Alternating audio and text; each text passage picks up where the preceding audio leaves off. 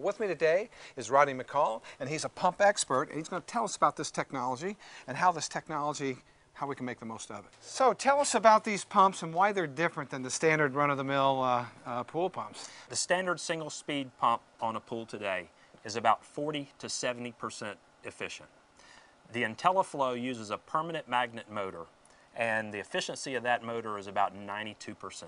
So that means a conventional single-speed motor is wasting as much as 2/3 of the energy that goes into it? That's right, Steve. Pool pumps have been oversized for a long time. And the pump that was on here, the single-speed 1.5 horsepower pump, turned the pool over in 3.5 hours. Really, it's like a dragster driving to the store. You know, you don't need that much power.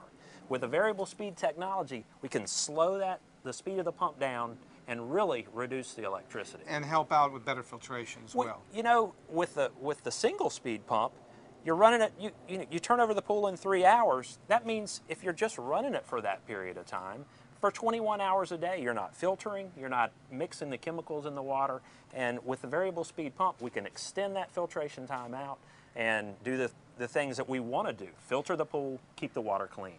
Now, there are certain things that you want to raise the speed of the pump up to satisfy a certain flow rate for, say, a heater or a cleaner. For instance, on this pool, we had a waterfall, and we noticed that when a pipe can hold a certain amount of water. When we're running the pump at 3450 and we're trying to push a lot of flow through that pipe, you're wasting a lot of energy. And what we saw on this swimming pool here is that we could run it at a slower flow rate and half the electricity.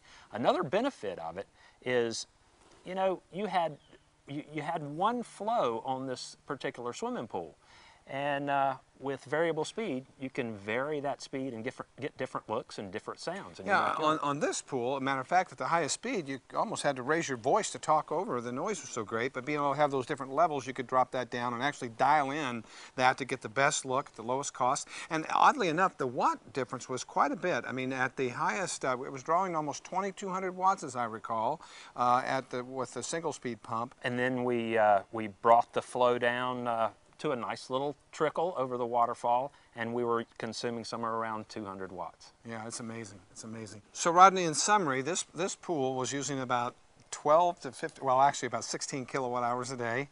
That ended up being close to $2,000 a year. Dropping this back down to running about 200 watts in its normal mode, reduced the cost of operating this pool to about $600? That's correct. The pump's quieter, the neighbors are happier, and the customer's a lot happier. They've got a lot more options. Rodney, great information. Thanks for being here. Thank you, Steve.